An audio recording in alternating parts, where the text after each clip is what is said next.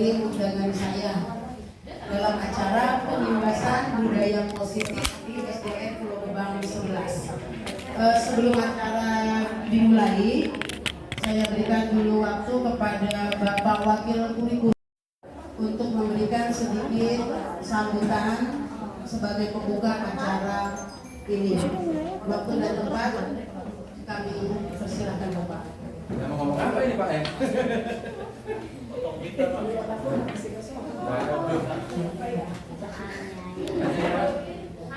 Kenapa tadinya?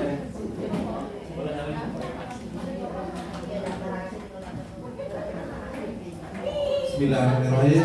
Assalamualaikum warahmatullahi wabarakatuh. Selamat pagi Bapak Ibu. Sudah menyempatkan diri meluangkan waktu untuk berkumpul di ruang kelas 6A dalam rangka memenuhi undangan Ibu Guru kita, Ibu Iin, yaitu dalam rangka penugasan dari rangkaian kegiatan guru bergerak, yang mana beliau hari ini ada tugas yaitu pengibasan ya Bu ya, pengibasan membangun budaya positif di SD Negeri Pulau Gebang 11, SD yang kita cintai bersama. Yang sebelumnya waktu itu kalau saya tidak salah sudah diawali dari Ibu Guru Ella ya, waktu itu sudah melaksanakan rangkaian kegiatan seperti ini juga, dan alhamdulillah beliau sudah berjalan sangat jauh sekarang ya. Alhamdulillah kemarin terakhir beliau sudah mengikuti rangkaian panen raya ya, panen raya. Ya. Alhamdulillah tadi pagi-pagi sudah bayang membawa bekal hasil panen rayanya. Selamat untuk Bu Ella ya. Mudah-mudahan nanti bisa dibebaskan ke kita semua dalam rangka mendukung tugas kita kegiatan belajar mengajar dalam rangka mencerdaskan anak-anak kita, anak-anak yang kita sayangi bersama, yaitu anak-anak SD Gebang 11. Nah untuk itu kali ini sebentar lagi Ibu Guru Iin akan menyampaikan materi yang barangkali nanti kita harus dengarkan, kita simak ya, mudah-mudahan yang beliau sampaikan nanti pun menjadi bekal untuk kita semua dalam menjalankan tugas kedepannya ya. Dan untuk selanjutnya nanti barangkali akan disusul oleh ibu-ibu guru yang lain yang tidak lama lagi nanti akan dibuka pendaftaran baru untuk calon guru penggerak selanjutnya. Mungkin tidak panjang dan lebar yang saya sampaikan, hanya itu saja. Ya mudah-mudahan apa yang disampaikan oleh Bu Iin bisa disampaikan dengan lancar, tidak ada kendala. Nah untuk itu mari kita sebelum Bu Iin melanjutkan kegiatannya, mari kita berdoa bersama. Bagi yang Muslim kita tundukkan sejenak sambil membacakan surat Al-Fatihah. Untuk yang non Muslim silahkan Bapak Ibu berdoa menurut keyakinan Bapak Ibu masing-masing. Al-Hadiniyah Al-Fatihah.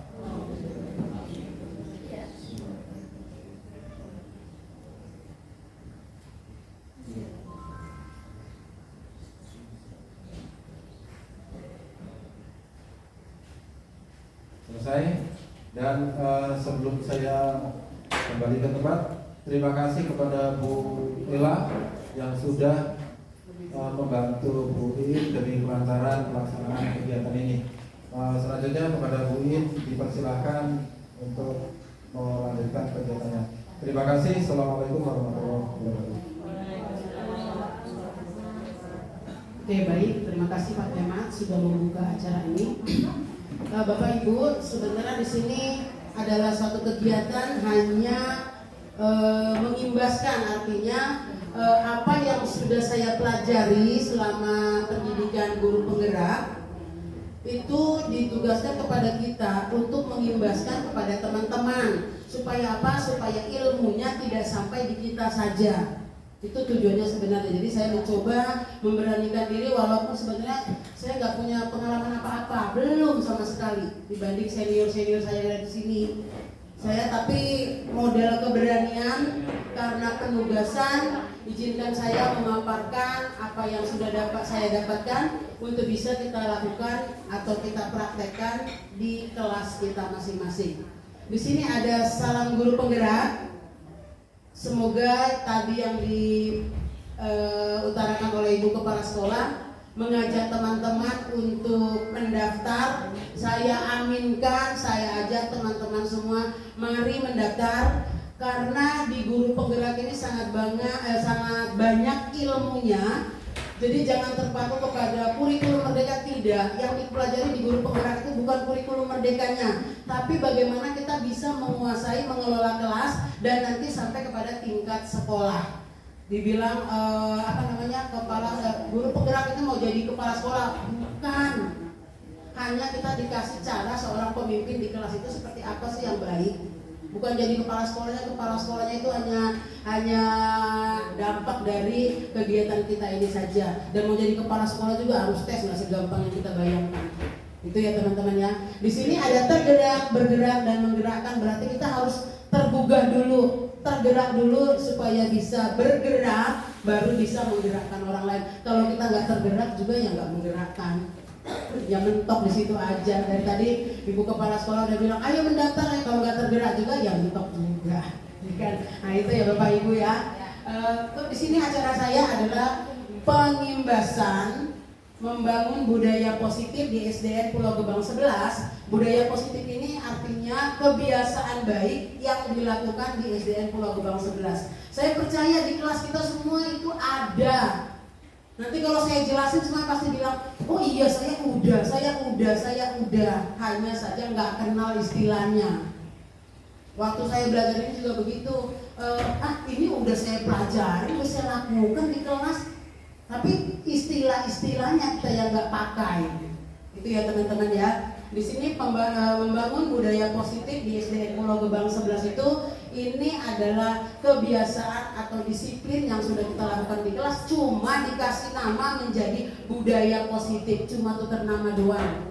Kita sudah punya semuanya di kelas, saya yakin. Apalagi Bapak Ibu di sini kan orang-orang hebat semua, guru-guru hebat yang sudah berpengalaman, pasti ada lah yang namanya budaya positif. Tujuan kegiatan saya adalah penyusunan dan penerapan budaya positif. Kalau penyusunan mungkin nanti Bapak Ibu kerjakan di kelas masing-masing, saya nggak usah ngajarin penyusunannya, sudah kompeten semua kok guru-gurunya. Saya cuma ingin tahap-tahap untuk menyusun budaya positif itu seperti apa sih. Ini nanti budaya positif jatuhnya kepada kesepakatan kelas, atau kalau sudah jadi kesepakatan kelas nanti jadinya kepada keyakinan kelas. Keyakinan kelas itu yang kalau kita sebutkan di kelas kita itu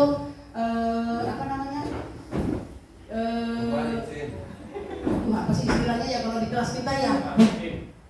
Nah, tapi itu terlalu sekolah banget. Apa namanya ya? Keyakinan kelas. Aturan yang sepakatan itu apa sih namanya? Kesepakatan kelas saya lupa.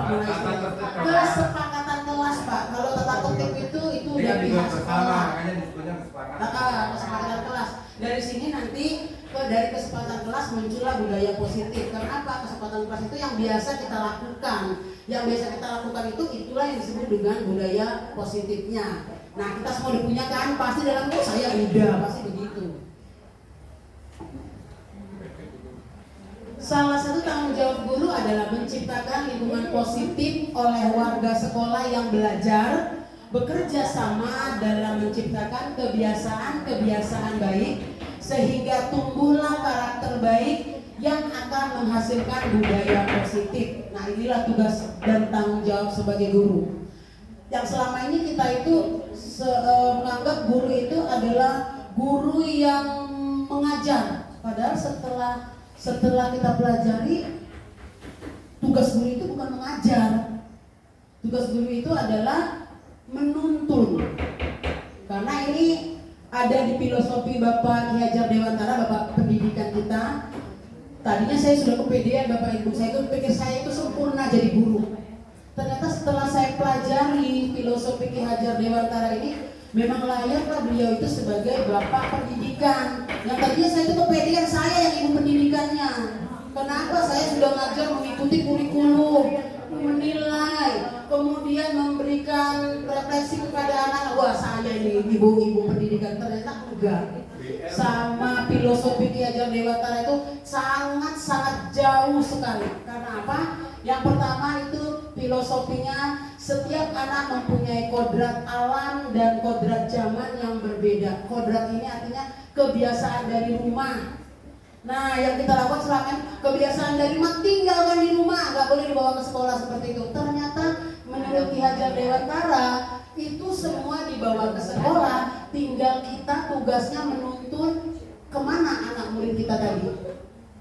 Jadi udah berbanding terbalikan, jadi nggak boleh dibawa ke sekolah yang dari rumah, yang kita tinggal di rumah, yang dibawa ke sekolah yang baik-baik. Itu yang saya lakukan. Ternyata salah. Saya pantas bukan ibu pendidikan. Yang ini memang benar-benar pendidikannya.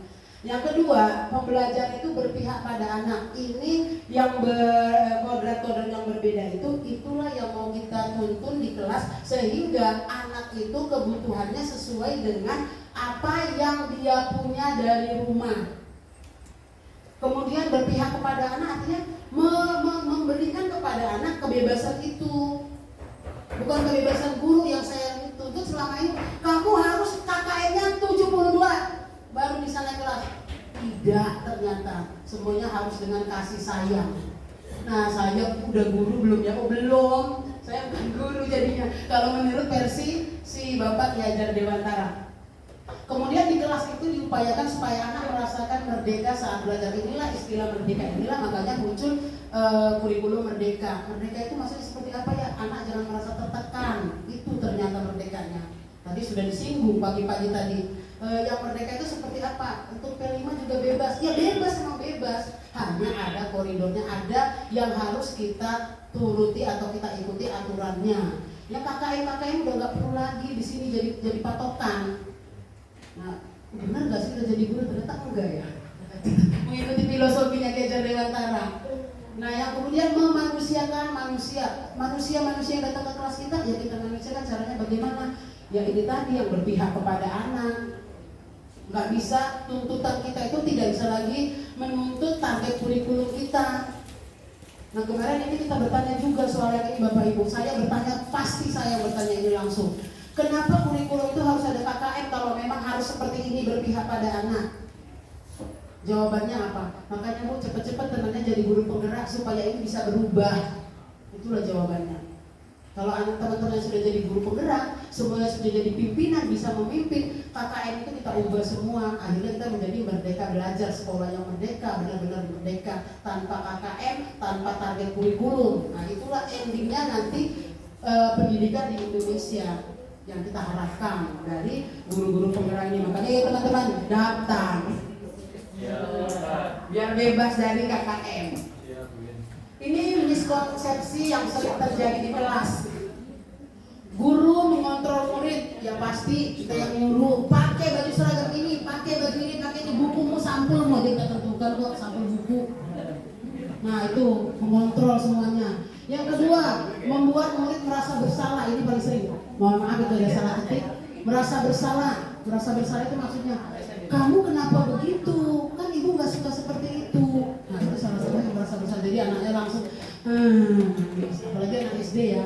Jadi kalau kita lagi loka karya itu saling cerita antara guru SMA dengan guru SD itu keluhannya beda-beda ternyata. Untuk membuat murid merasa bersalah lebih gampang di SD. Makanya guru SD itu enjoy banget. Bikin aja murid merasa bersalah, udah nangis, pulang sama mamanya, aman. Nah yang ketiga, memaksakan kehendak. Ini podo-podo lah sama yang pertama ya. Memaksakan kehendak. Hadir jam sekian, nggak boleh terlambat. Padahal kan diajar anak kelas 1. Ya kan? Nah itulah yang perlu kita review kembali.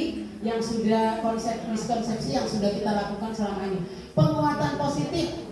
Ini artinya murid tergantung kepada guru. Kalau gurunya suruh pulang, pulang. Kalau gurunya suruh masuk, masuk. Suruh istirahat, istirahat. Jadi tergantung pada guru semuanya. Kerjakan PR-nya ya, jam sekian sudah dikumpul. Ini kerjaan saya dulu di waktu kelas Google Classroom dulu. Pakai itu jam sekian udah selesai tugasnya. Kalau enggak terlambat berarti nol. Nah, itu tugas saya dulu. Ternyata di sini setelah saya pelajari, oh saya itu dikoreksi, ya benar-benar berarti memang harus berubah. Itu lewat mana ya, CGP. Nanti teman-teman daftar, ayo daftar. Itu ya teman-teman ya. Kemudian, ya, konsep utama untuk menyusun budaya positif. Ini nanti dikerjain di rumah aja, gak usah di sini Bu. Saya nggak nuntut tugas dari Bapak Ibu ya. Saya cuma ceritakan supaya bisa membuat konsepsi tadi ya, kesepakatan kelas. Yang pertama itu adalah nilai kebajikan universal. Nilai kebajikan universal ini semua yang baik-baik yang dilakukan di sekolah ini, memang sekolah itu mengajarkan yang baik. Nggak ada sekolah yang mengajarkan yang negatif. Berarti dikatakan dengan kebajikan universal. Kemudian yang kedua, adanya motivasi, hukuman, penghargaan, dan restitusi. Ini yang paling saya tergugah karena saya di sini dikoreksi di sini. Ini yang kedua. Motivasi biasanya itu menciptakan disiplin. Motivasi itu ya, kita memotivasi anak datang pagi-pagi, itu sudah satu disiplin. Nah, kerjakan PR-nya, itu satu disiplin. Kemudian hukuman ini dan penghargaan sama-sama menghancurkan sebenarnya, merusak potensial anak. Ini maaf ya, ini nilai-nilai kebajikannya tadi isinya pasti yang baik-baik semua, nggak ada yang negatif di situ. Jadi nanti di project yang itu 5P, P5, maaf saya belum pasti dengan kurikulum istilahnya. Di proyek kita nanti harus ada nilai-nilai seperti ini di dalamnya. Itu ya Bapak Ibu, namanya nilai-nilai kebajikan yang harus dimunculkan di 5P-nya nanti. Kemudian tadi masalah hukuman dan konsekuensi. Tadi ada istilah, maaf sebentar.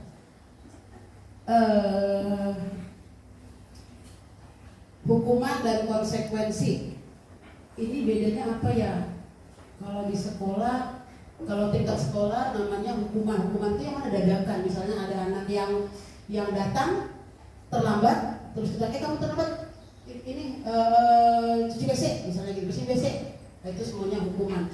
Tapi yang kesepakatan itu hasilnya adalah konsekuensi, sudah terencana, melibatkan murid. Nah, tapi yang saya lakukan selama ini itu konsekuensi di kelas, saya yang tahu semua, saya bikin semua. Nggak ngerjakan PR, piket seminggu. Nggak ngerjakan, datang terlambat, piket seminggu. Walaupun konsekuensinya cuma satu, piket seminggu semua, tapi itu saya yang buat. Ternyata salah. Setelah pendidikan salah. Konsekuensi itu harus seperti apa? Melibatkan murid. Jadi murid yang menentukan hukuman mereka itu apa. Itu Bapak Ibu yang tadi katanya berpihak pada murid. Bahkan kita itu disuruh menghamba pada murid. Enak banget menghamba pada murid ya. Menghamba pada murid. Aduh enak banget ini murid saya sekarang ini. Yang murid zaman now. Nah itu jadi ada namanya konsekuensi dan ada hukuman. Kita harus bisa bedakan. Nggak bisa menghukum anak mendadak begitu, nggak bisa. Kita harus pahami kodrat anak itu memang berbeda-beda. Walaupun dia termasuk banyak ya di sekolah kita yang mungkin dari kodrat materi yang sangat minim lah saya katakan, ya boleh dikatakan menengah ke bawah. Ini menjadi satu beban buat kita, bagaimana kita bisa menerima kodrat anak yang seperti ini. Nah jadi saya mau perkenalkan di sini beda hukuman dengan konsekuensi. Jadi kita nggak bisa sembarangan Bapak Ibu ya. Kita marilah untuk semua kesepakatan kelas kita itu kita bicarakan bersama-sama murid supaya apa? Supaya murid juga merasa merdeka belajarnya tadi, merdeka di kelas, tapi ada aturannya. Aturannya mana? Aturannya ya konsekuensi yang kita buat lewat kesepakatan kelas. Saya kembali ke yang tadi dulu.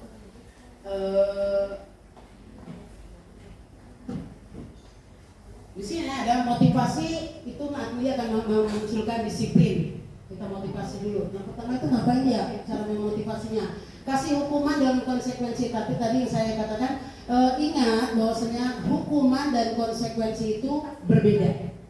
Hukuman dan konsekuensi itu berbeda. Kita nggak usah hukum anak kita lah, nanti malah jadi nggak merdeka lagi mereka. Kita kasih konsekuensi aja, tapi konsekuensinya itu harus yang sudah dibicarakan bersama murid di kelas. Jadi saat kita membuat kesepakatan kelas, kita tanyakan kepada anak itu apa sih konsekuensinya nanti. Yang kedua, memberikan penghargaan. Nah, ini salah satu nih yang saya lakukan sering, saya paling sering itu ngasih ke anak hadiah minimal permen. Yang bisa jawab ke depan permen. Ternyata itu salah. Penghargaan itu menghancurkan anak. Perilaku yang menghancurkan potensi itu sama dengan menghukum sebenarnya. Kita kasih penghargaan kepada anak. Nih kamu udah bisa baca, kasih permen 1, dia bahagia. Tapi teman yang lain, adakah perubahan setelah kita memberikan penghargaan kepada murid? Gak ada.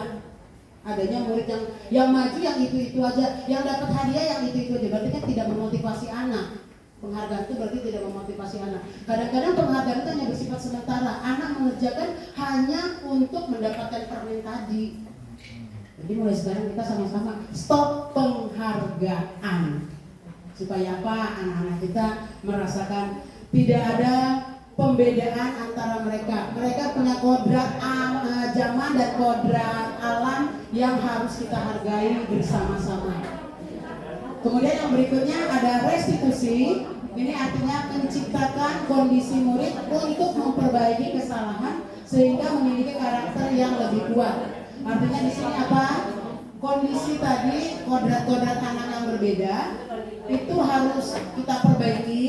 Mungkin didikan dari rumah sedikit kurang karena memang orang tua mungkin tidak sempat atau orang tua juga kurang pendidikan sehingga anaknya akan tumbuh begitu saja dengan kodratnya. Nah, kesalahan-kesalahan inilah yang kita harus bina, harus ubahkan sehingga anak yang kita didik itu menjadi anak yang memiliki karakter. Karakter ini nanti terlalu luas sebenarnya. Kalau bicara karakter, profil Pancasila ada 9. Nah, di sini karakter ini kita ambil yang dari kesepakatan kelas kita saja.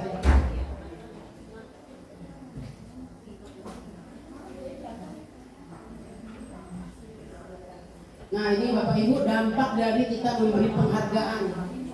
Selama ini saya kepedean ngasih penghargaan kepada murid saya udah pede banget, saya adalah guru paling baik, ternyata salah.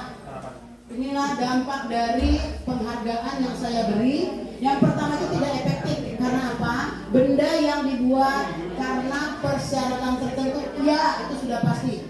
Murid saya bisa jawab, saya kasih permen, itulah syaratnya. Kamu kalau bisa ke depan, saya kasih pulpen 1, sudah pasti itu persyaratan. Yang kedua, merusak hubungan. Artinya di sini sesama mereka, teman dengan teman itu juga menjadi rusak hubungannya, tidak lagi saling mengasihi, tidak lagi saling menyayangi, tapi menjadi persaingan. Nah, itu dampaknya. Bukan lagi anak yang merdeka berarti ya, sudah menjadi persaingan di sana, terjadi persaingan. Kalau dulu katanya, ya memang kamu harus bersaing, kata gurunya begitu. Kamu harus bersaing antara yang satu dengan yang lain supaya siapa yang juaranya. Ternyata itu bukan membuat persaingan, tapi saling mendukung, menumbuhkan motivasi intrinsik dari dalam dirinya, tumbuh rasa ingin belajar. Itulah baru yang benar penghargaan tadi. Yang ketiga, menurunkan kualitas. Ya kalau kita dibayar ya pasti gampang bikinnya kan gitu ya Bapak Ibu ya. Kalau kita dibayar, udah gampang mah tenang. Nah itu salah satu penghargaan tadi. Gampang selesai semua, yang penting mana transfer ya gitu. Nah itu nggak bisa ternyata. Mematikan kreativitas itu sudah pasti. Kalau udah ada ini, tanpa pemberitahuan adanya hadiah, suatu penghargaan anak itu akan lebih kreatif. Mendingan kita kasih dadakan, jangan diiming-imingin. Saya kasih ini, malah nggak baik. Hasilnya malah pura-pura semuanya.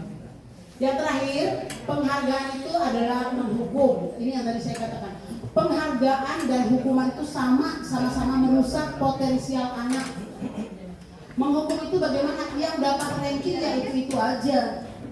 rankingnya itu malah jadi membuat anak yang lain menjadi down. Makanya di kurikulum Merdeka atau di kurikulum 13 juga ya, sudah tidak ada yang namanya peringkat.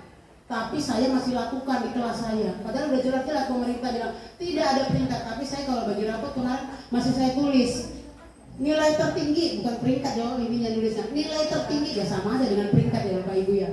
Nah itulah tadi katanya penghargaan itu adalah menghukum. Jadi ayo sama-sama kita stop penghargaan.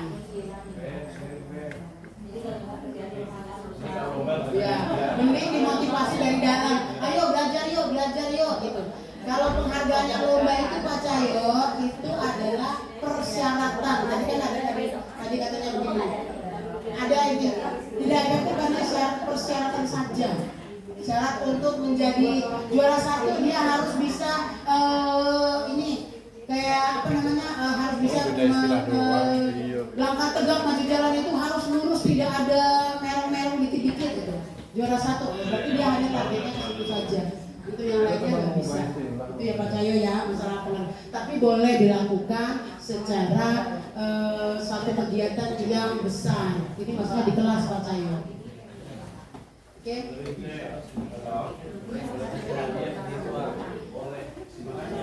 Kebutuhan dasar manusia, ini salah ketiknya banyak banget ya. Kebutuhan dasar manusia ini salah satu menjadi dasar untuk menciptakan satu keyakinan kelas tadi, kesepakatan kelas.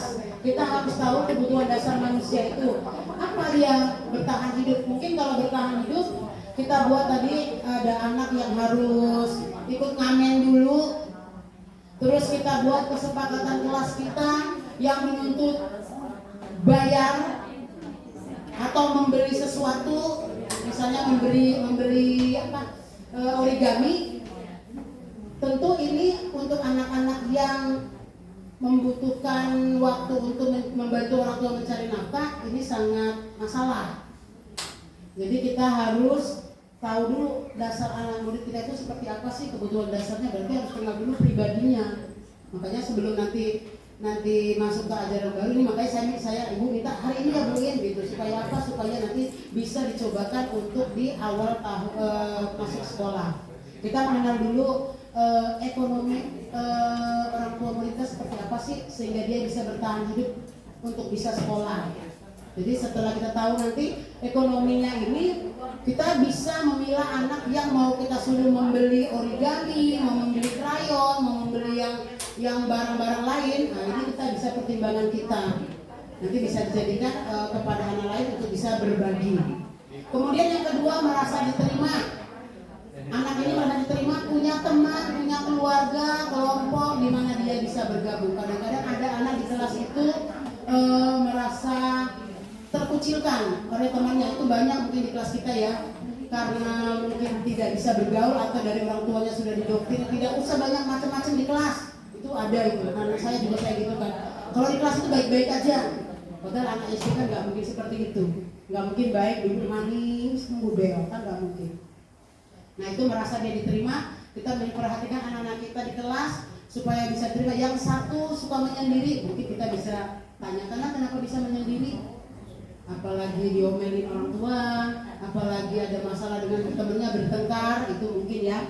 Jadi merasa supaya anak itu bisa merasa diterima di kelas. Kebutuhan yang berikutnya adalah kebebasan. Anak mempunyai kesempatan untuk memilih dan tanggung jawab. Nah yang ini Bapak Ibu jadi masalah buat kita. Sementara kita harus dituntut nilai KKN-nya sekian, 72 misalnya di kelas 5, nilai KKN-nya 72. Saya mengajarkan matematika di sana harus bisa data, harus bisa diagram, harus bisa menyusun satu data. Nah anak-anak tidak mempunyai kemampuan ini semuanya. Karena apa? Memang dari latar belakang keluarganya juga sudah berbeda. Nah di sini kita berikan kepada anak kebebasan. Mana sih yang bisa dilakukan oleh dia? Soal mana sih yang bisa dilakukan, yang bisa dijawab? Jadi kita tidak lagi mendoktrin anak atau menuntut anak sesuai dengan kompetensi dari apa yang kita munculkan di kelas, tapi biarkanlah anak menentukan sendiri sehingga dia merasa bebas untuk belajar. Yang berikutnya ada kesenangan, yaitu kesenangan ingin menikmati apa yang mereka lakukan yang menuntut konsentrasi tinggi dengan cara mereka sendiri. Ini kadang-kadang anak punya kompetensi menari. Saya sering juga, jadi saya koreksi banget di kelas itu. Anak saya suruh nyanyi, gak bisa nyanyi, gimana nyanyi ya? Ya dia merasa tertekan. Jadi di sini untuk penugasannya mungkin bisa kerjakanlah apa yang bisa kesenangan mereka. Jangan dipaksa, misalnya suruh menggambar secara klasikal, tugasnya hari ini menggambar. Jangan kita tuntut anak itu, ini kurang bagus. Anaknya, Bu, ini udah bisa belum, Bu? Belum, masih kurang, padahal kata gurunya males. Nah itu saya lakukan juga itu di kelas. Jadi biarkanlah mereka melakukan apa kesenangan mereka sendiri. Nggak bisa gambar, kita terima. Nggak bisa nyanyi, diterima. Nggak bisa matematika, ya diterima juga. Jadi variasi soal aja nanti yang dilakukan di sana. Kebutuhan dasar yang terakhir yaitu penguasaan. Murid ingin menjadi kompeten, diakui, didengarkan, dan memiliki harga diri. Ini sering terjadi di kelas barangkali ya, tapi kita suka mengabaikan juga. Anak pengen diakui, tapi kita seringnya, kok kamu nggak bisa sih? Padahal dia pengen banget, yuk ke depan yuk, nggak bisa, malah dihukum di depan. Padahal dia pengen menunjukkan, ini loh saya, ini saya bisa menguasai. Tapi kita, udah kamu sana. Nah, itu sering. Guru-guru sekarang ini, tapi hari-hari nanti di sini udah nggak ada lagi.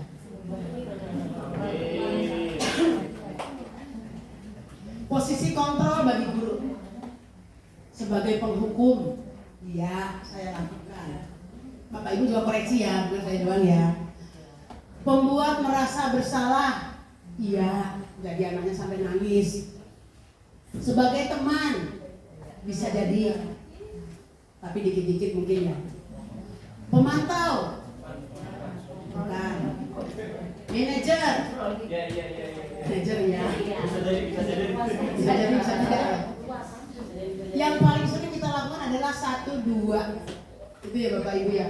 Saya juga masih melakukan ini. Mudah-mudahan setelah ini, setelah saya informasikan seperti ini, kita berubah supaya sekolah kita semakin baik.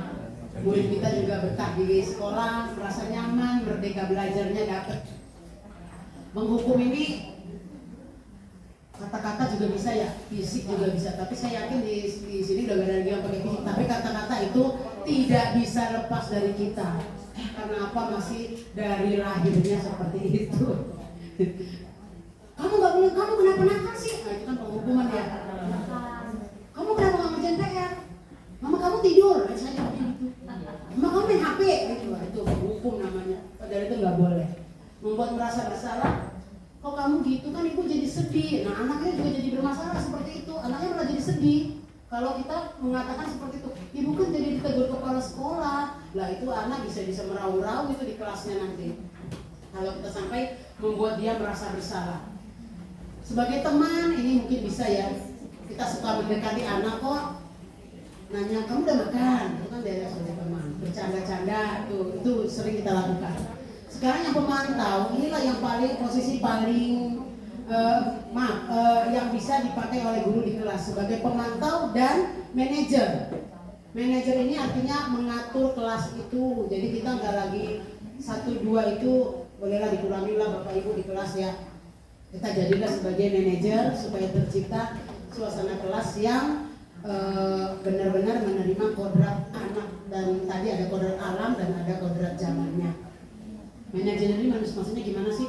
Mengatur kelas, jadi kita nggak semena-mena sama anak lagi mengatakan anak bersalah, anak itu kurang mengerjakan PR, itu tidak lagi. Tapi kita mengatur, misalnya contohnya begini, kita nanyakan ke anak, kamu udah tahu konsekuensinya kalau kamu melanggar peraturan? Dia pasti jawab, iya Bu, saya tahu.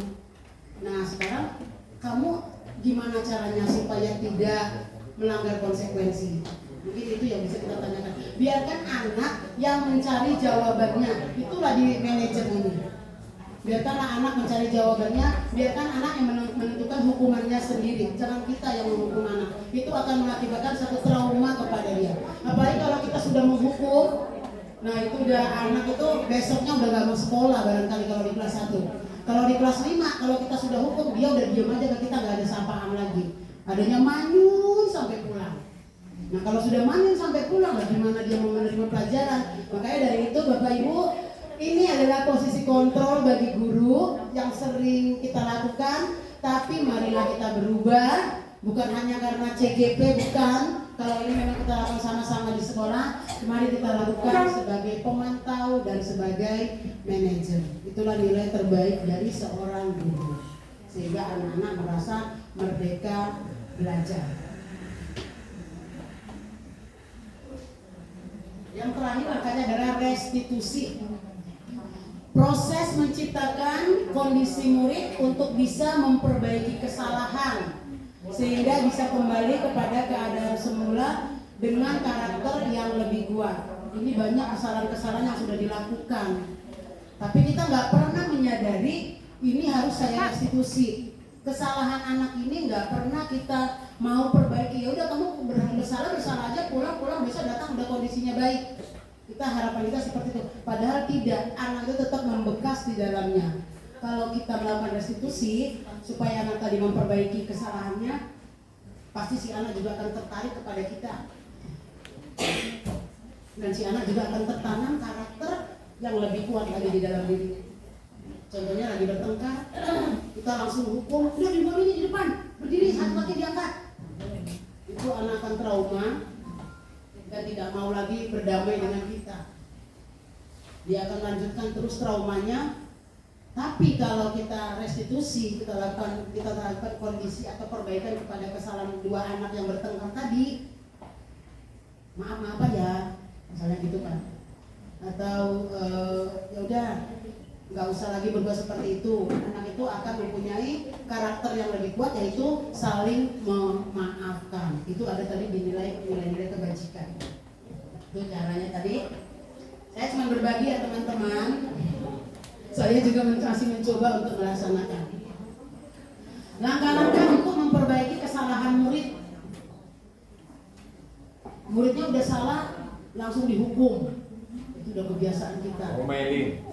Diomelin itu menghukum secara verbal, Pak. Yang pertama itu adalah menstabilkan identitasnya dulu. Mengubah anak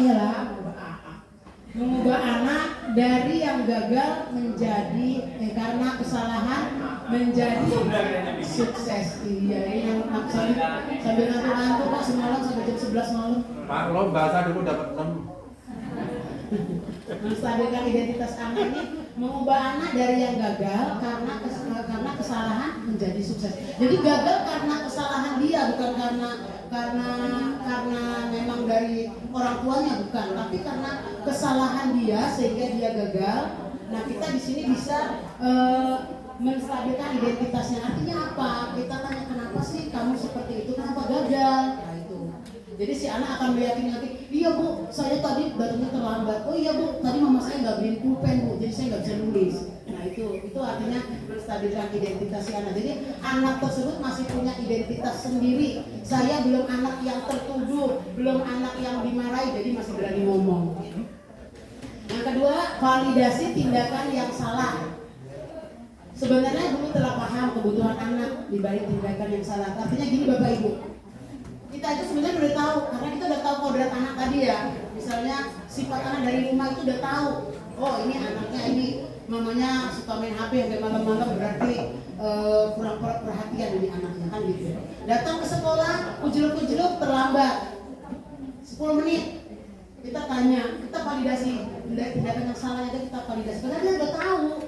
Bosnya, oh ini dia tuh terlambat karena namanya ketiduran, anaknya nggak sarapan, pingsan saat upacara karena namanya nggak masak, masih tidur, anaknya berangkat sekolah. Kita udah tahu sebenarnya, udah paham banget, tapi kita masih nanyain ke anak, kenapa kamu terlambat? Iya Bu, mama saya ini Bu masih tidur, saya baru tadi berangkat.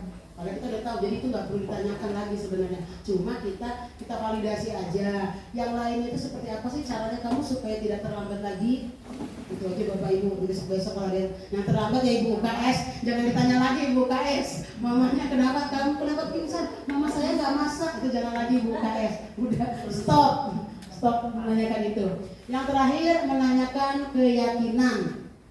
Guru membantu anak untuk fokus pada tujuan anak. Jadi kita bantu dia mau jadi apa sih sebenarnya? Kamu cita-citanya jadi apa sih nak? Saya mau jadi polisi. Yakin kamu mau jadi polisi? Nah, itu kan menghukum namanya. Saya mau jadi polisi Bu.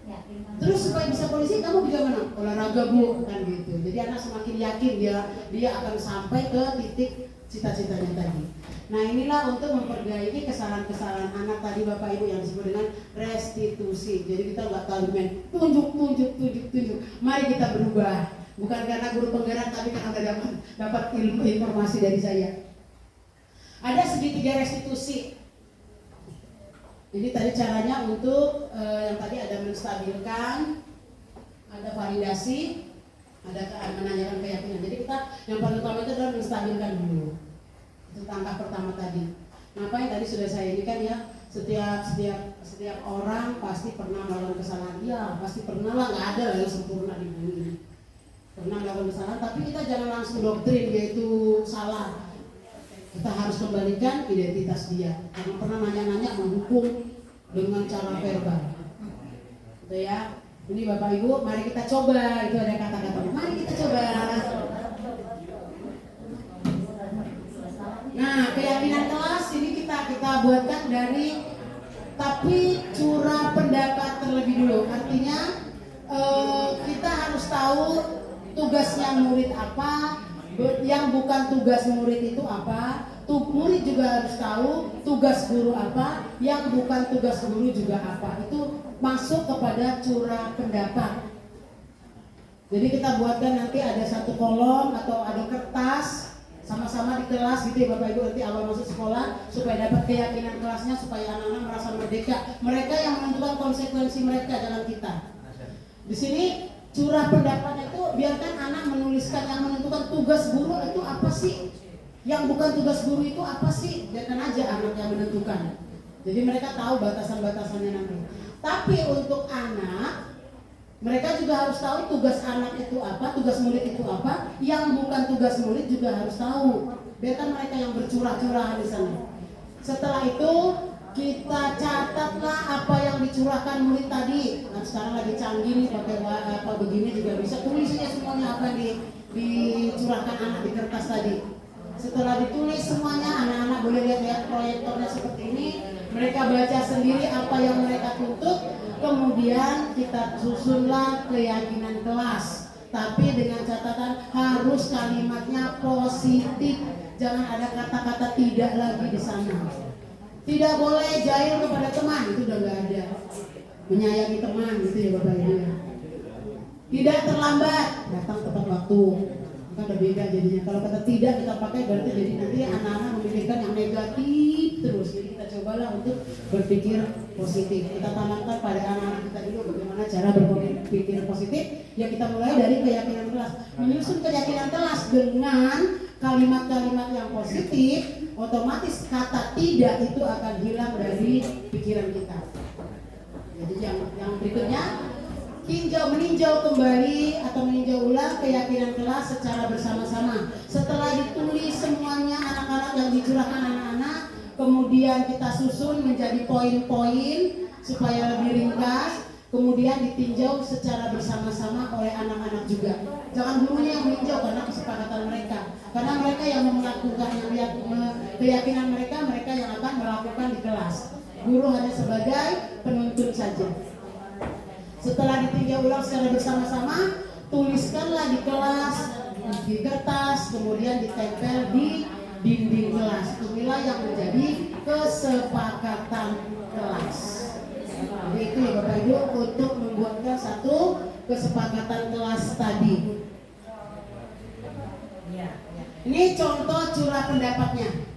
Tugas guru. Ini saya yang buat masih ya Bapak Ibu, belum sama murid-muridnya nanti hari Rabu.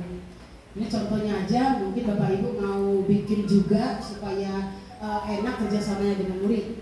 Tugas guru apa? Mengajar, mendidik, menjawab pertanyaan, dan lain-lain, banyak lah itu tugas guru. Tapi murid juga harus tahu yang bukan tugas guru. Jadi dia juga gak semena-mena, Bu ini ku berantakan Bu, kita yang benerin, kenapa nggak muridnya? Itu nanti malah manja, nggak jadi anak mandiri lagi. Kemudian ada lagi yang curah pendapat dari versi murid. Tugas murid yang bukan tugas murid. Itu boleh Bapak Ibu.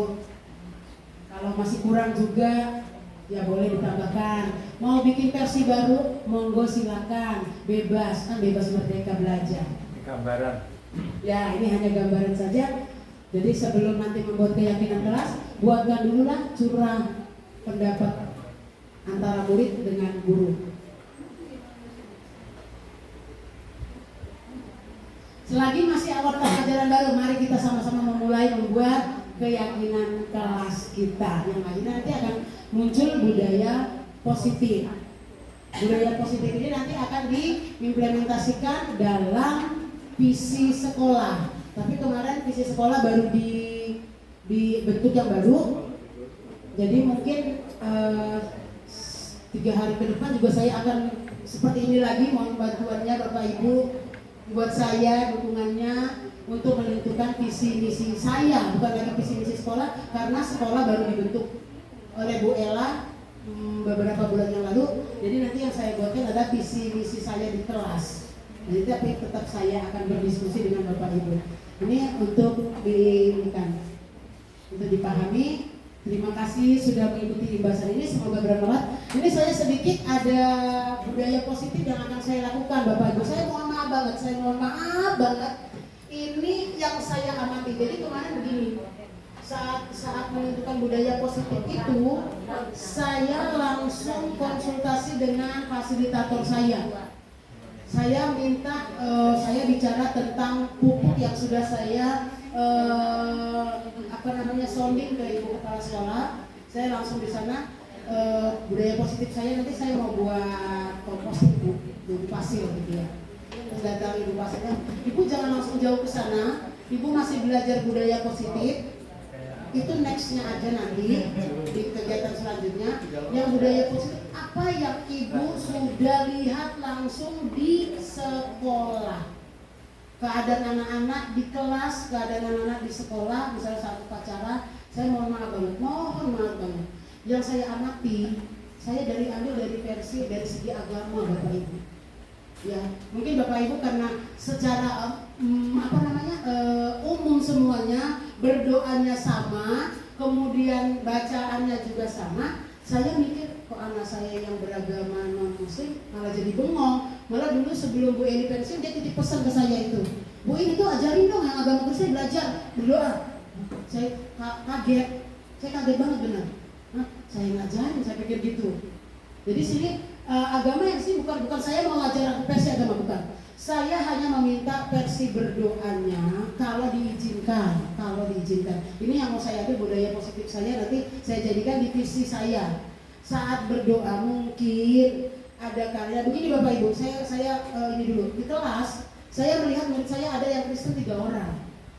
Murid saya yang Islam di depan dan memimpin. Mari kita berdoa ya. Sebelum memulai pelajaran kita berdoa bersama-sama mereka dengan membaca doa.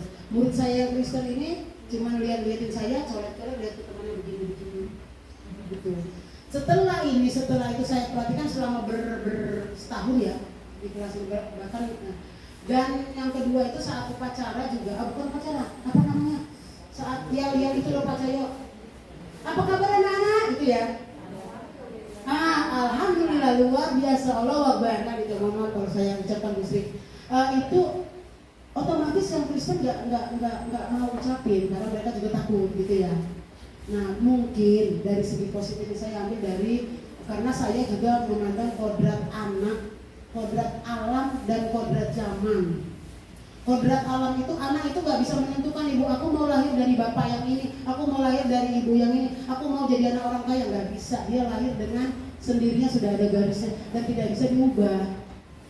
Nah di situ jadi karena memang sudah kodratnya dia seperti itu, saya sangat tertarik. Maaf ini saya cerita di CGP itu kalau kita lagi Jun, yang Kristen saya sendiri. yang itu saya sendiri. Tapi di pasil saya itu sangat menghargai, sampai saya dan ibu nggak apa-apa berdoanya versi muslim juga nggak apa-apa, kan saya cuma sendiri. Tidak apa, tidak, ibu bilang tidak apa-apa, tidak apa-apa. Tapi kan saya harus mengajarkan, merdeka mengajar. Kalau saya tidak lakukan, bagaimana ibu mengaplikasikan dari kelas ibu? Malah saya digitukan. Akhirnya kalau kita mau memulai pelajaran, pertemuan kita, berdoa itu umum. Marilah kita berdoa menurut agama dan kepercayaan masing-masing. Jadi seperti itu. Jadi saya merasa kok begitu amat jadi segala-galanya saya gitu ya. Saya merasa kok Bapak Ibu, saya koreksi juga. Nah, saya tertarik ya di pramuka seperti itu. Marilah kita berdoa menurut agama dan kepercayaan masing-masing. Akhirnya berdoa masing-masing, gitu ya Bapak Ibu. Nah, jadi yang sini yang saya budaya positifnya itu, kalau boleh, kalau diizinkan dengan teman-teman yang mayoritas ini, bagaimana kalau di kelas itu kita buatkan berdoa menurut agama dan kepercayaan masing, ucapannya saja. Tapi kalau nggak bisa ya nggak apa-apa. Ini saya budaya positif di kelas saya. Kalau mau di kelas masing-masing ya monggo, nggak apa-apa. Saya cuma mengingatkan bahwasanya kodrat alam itu tidak bisa diubah. Yang adanya kodrat zaman itu guru, artinya kodrat zaman itu apa Bapak Ibu? Saya bukan ini, saya menyampaikan saja apa yang sudah saya pelajari. Kodrat zaman itu adalah bagaimana seorang guru melihat zaman sudah berubah. Zaman itu zaman digital yang dimana-mana bisa diakses, apa aja bisa diakses. Jadi kita tinggal mengikuti kodrat zaman ini, guru tinggal mengikuti kodrat zaman untuk menuntut kodrat daripada si anak tadi, si murid tadi. Jadi saya pikir kalau berdoanya seperti itu, biarlah itu menjadi budaya positif dari guru agama. Sedangkan guru kelas ya mungkin yang umum saja gitu, versi saya. Tapi ya kalau tidak bisa ya monggo, itu budaya positif yang saya lakukan. Silakan kembali kepada kita masing-masing Bapak Ibu. Nah, ini yang saya bisa paparkan untuk mengisi atau menginformasikan kepada Bapak Ibu bagaimana supaya yang pengimbasan ini bisa terlaksana. Budaya positif juga sudah ada di sekolah kita, dan itu saya lihat ada kok kelas yang seperti itu, beberapa kelas yang seperti ada yang saya lihat seperti itu, yang sudah menghargai. Nah, itu adalah nilai positif yang bagi guru masing-masing sangat berbeda. Sekarang kembali kepada kitanya, nilai positif yang kita buatkan di kelas kita, ya monggo silakan buatkan nilai positifnya. Oke, demikian mungkin. Kalau ada masukan dari Bapak Ibu, mungkin bisa ditambahkan cara membuat keyakinan kelas. Mungkin dari Bu Ella ada masukan. Monggo Bu Ella, atau dari teman-teman yang lain. Jangan merasa karena aku bukan guru penggerak, kadang-kadang orang-orang yang bukan guru penggerak itu yang lebih berpengalaman kok. Kita kan hanya labelnya saja, namun pengalamannya ada di setiap Bapak Ibu yang berbeda-beda kemampuan dan kompetensinya. Mungkin ada tambahan dari Bapak Ibu, silakan. Ya, silakan Bapak Kapuri, terima kasih. Terkait ini ya, kita bahas yang doa itu dengan agama dan kepercayaan masing-masing. Ya, ini memang sih kalau di kelas ada yang kelasnya campur antara Islam dan Kristen, ada yang satu semua. Nah, menurut saya kalau mau yang di kelasnya beragam agamanya, ada yang Kristen, adapun di upacara, kalau misalkan kita banding upacara gitu kan, ya secara upacara diikuti oleh seluruh, artinya dari segi agama kita ada. Memang kan kalau segi bacaan doa kan memang secara Islam. Mungkin ini aja redaksi awal yang diubah. Saya kasih contoh aja, misalkan yang mimpin doa nih yang di depan ataupun yang di pada saat doa upacara. Misalkan Assalamualaikum warahmatullahi wabarakatuh. Izinkan saya memimpin doa dengan cara Islam, dan silakan bagi yang beragama Islam sesuai dengan kepercayaan yang masing-masing. Nah, artinya kadang kalau misalkan ini, mari kita berdoa menurut agama dan kepercayaan masing-masing.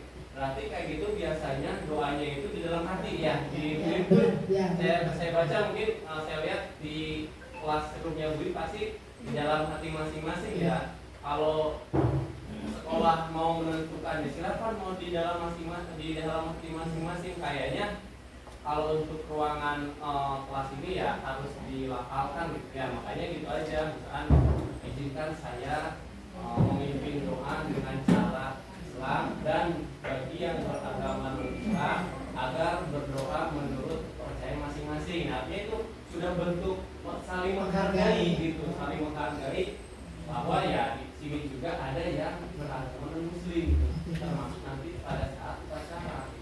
Oke, baik Pak Sapri. Sebenarnya saya bukan mau mengubah ya. Ya betul. Mohon maaf. Ya sebenarnya ini bukan ngomong, ini bentuk toleransi beragama kita. Iya, benar itu bentuk yang toleransi ya. Jadi mungkin bisa bilang ya anggap aja ini kelas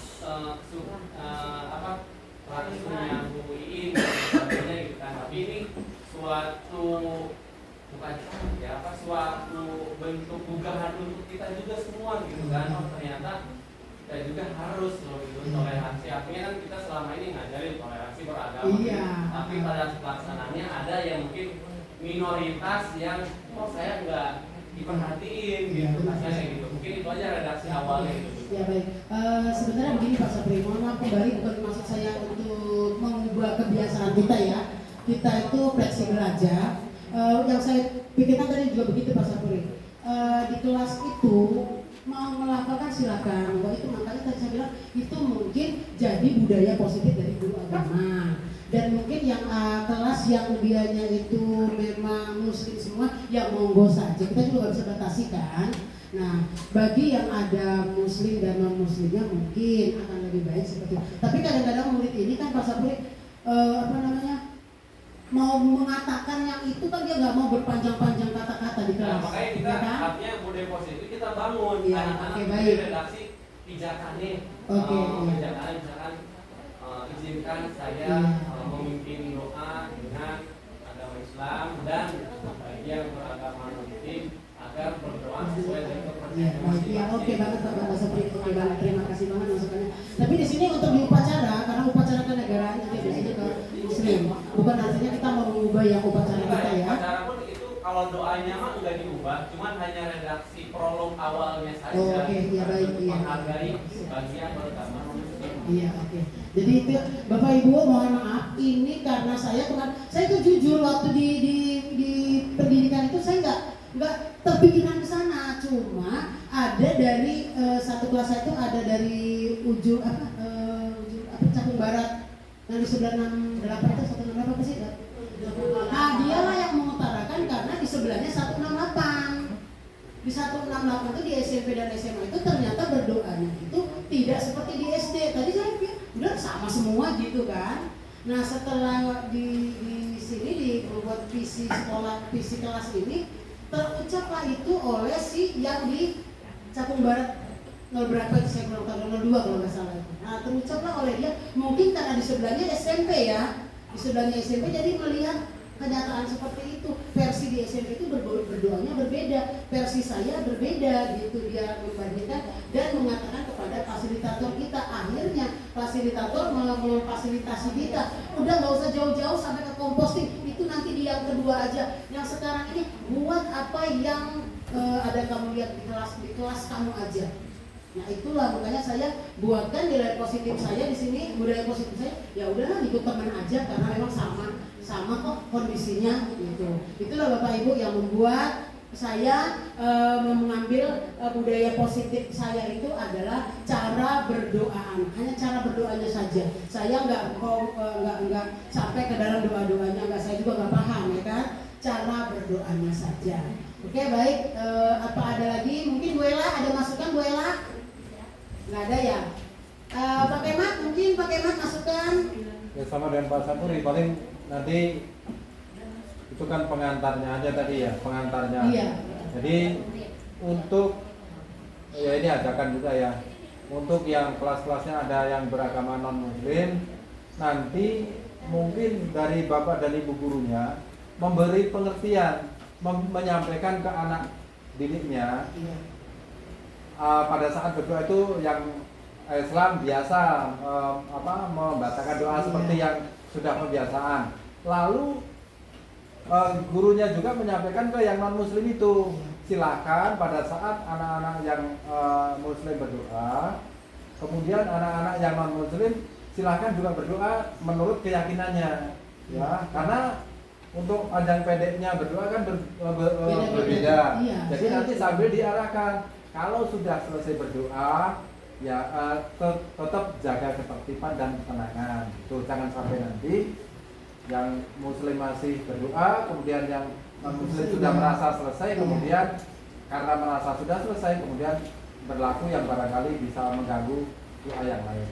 Mungkin itu bisa diarahkan oleh gurunya supaya mereka tahu kan selama ini tidak dikasih tahu supaya nanti ke depannya bisa lebih baik. Anak-anak juga agak tiba-tiba kok begini kan guru udah ngasih tahu, jangan sampai anak-anak seperti itu.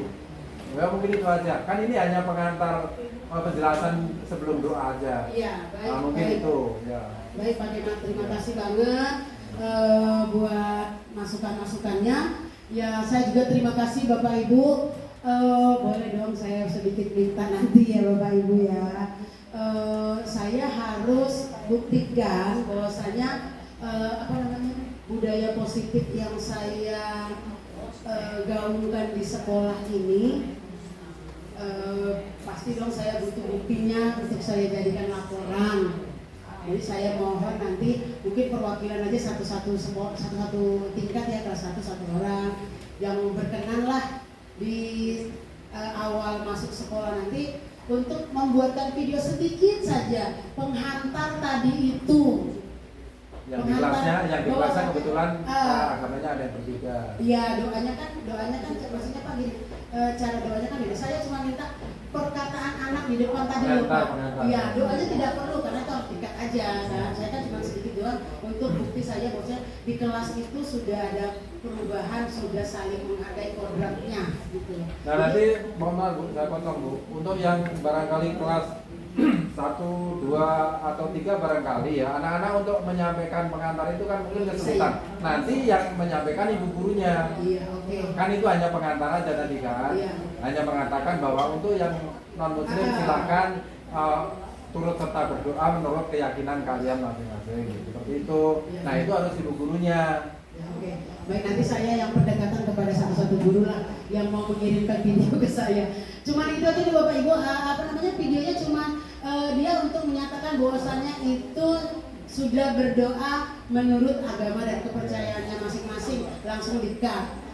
Nggak usah doanya, nggak usah full memori handphonenya, korban juga dari gara-gara saya. Jadi hanya sampai di situ aja. Ada ucapan berdoa menurut agama dan kepercayaannya masing-masing. Nanti videonya kirimkan ke saya ya Bapak Ibu. Saya aja nanti yang minta dari guru-guru tentunya. Jadi nggak usah semua. Nanti semua HP saya juga. Ya perwakilan aja. Baru. Itu udah penuh.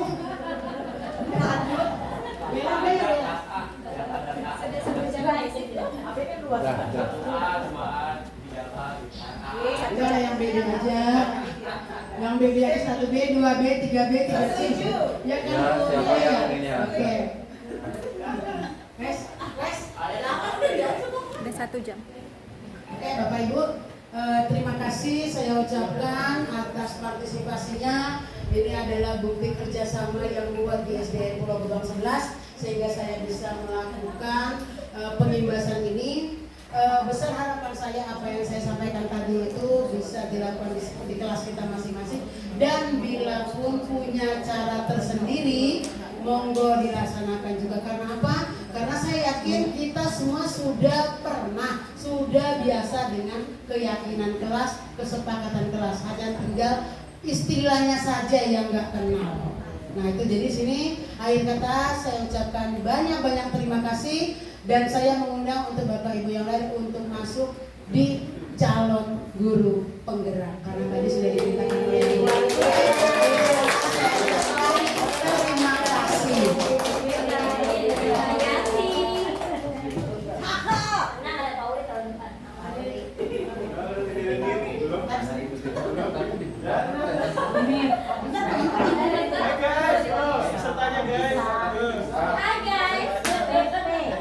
guys, ini juga ada guys. Baik, karena kegiatan kita sudah selesai. Agak sedikit berkurang energinya, tetapi harapannya masih tetap baik Bapak Ibu. Baru saja Ibu guru kita, Ibu In, telah memaparkan materi ya, yang tentunya sangat banyak tadi perlu kita ketahui. Mudah-mudahan apa yang disampaikan tadi bisa mengimbas benar pada kita, sehingga nanti akan dicerminkan, akan disosialisasikan pada anak didik kita ke depannya. Mudah-mudahan ya walaupun tidak banyak sekaligus, sedikit demi sedikit apa yang beliau sampaikan tadi bisa kita terapkan kepada anak-anak didik kita, sehingga harapan-harapan yang beliau sampaikan tadi bisa terwujud di kedepannya. Untuk Ibu Iin telah menyampaikan semuanya tadi, terima kasih. Mudah-mudahan nanti akan disusul oleh Bapak Ibu guru yang lain. Demikian yang bisa disampaikan. Terima kasih. Assalamualaikum warahmatullahi wabarakatuh. Wassalamualaikum.